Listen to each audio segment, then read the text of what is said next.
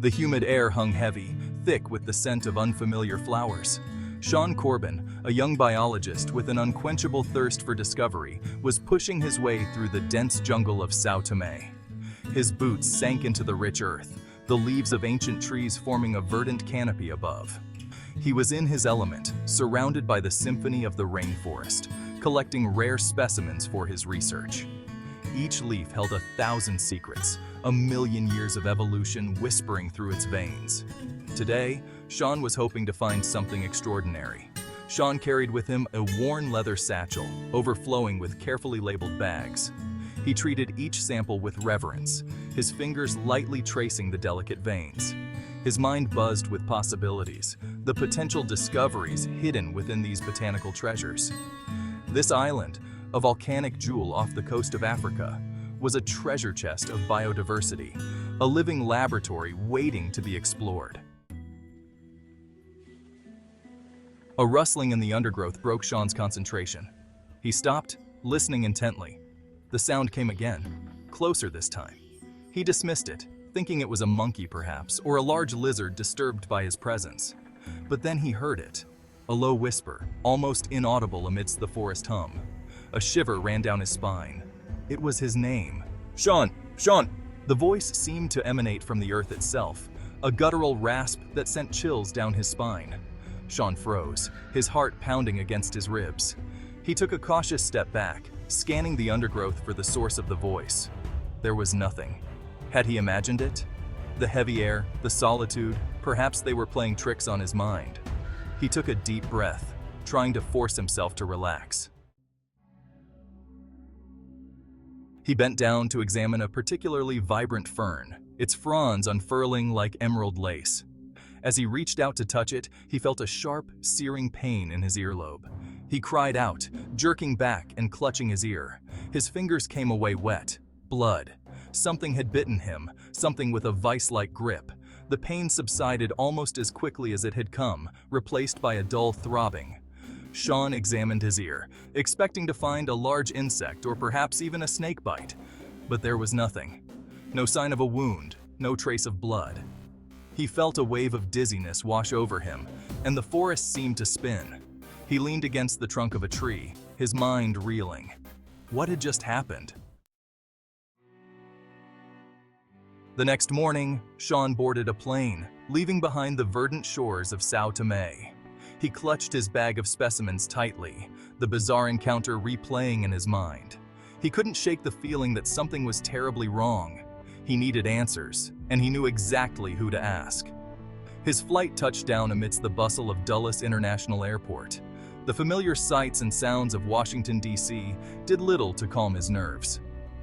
This city, a world away from the rainforest, had its own kind of jungle, one made of concrete, glass, and political intrigue.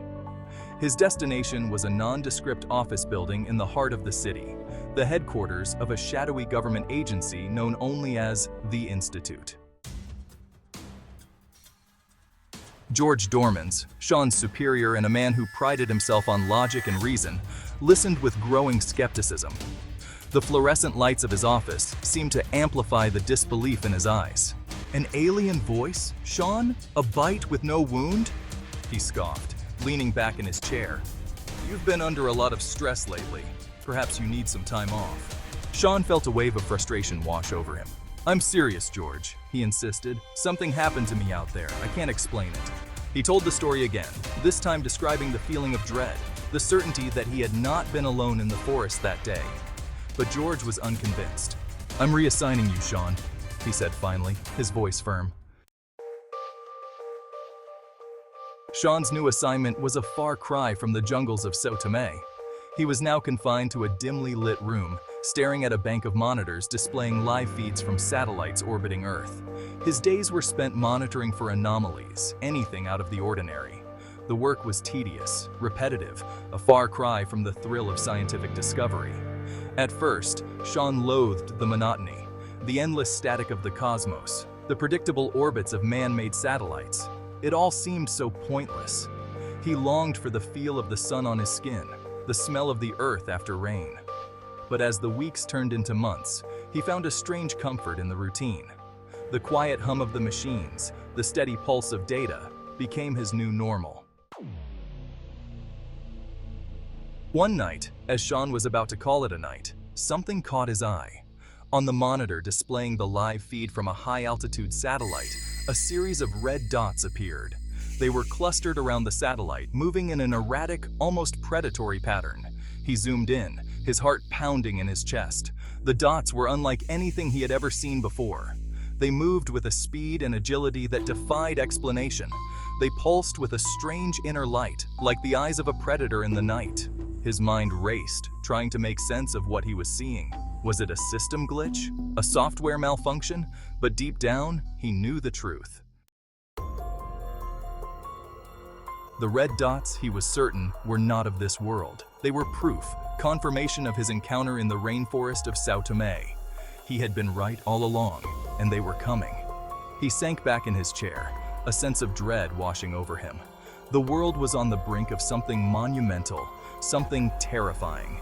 And he, Sean Corbin, a simple CCTV operator, was the only one who knew the truth. The fate of humanity, he realized, rested on his shoulders. He had to tell someone, to warn the authorities. But who would believe him? He was, after all, just a discredited biologist with a story about an alien encounter. He was trapped, a lone voice in the dark, facing a truth too terrifying to comprehend.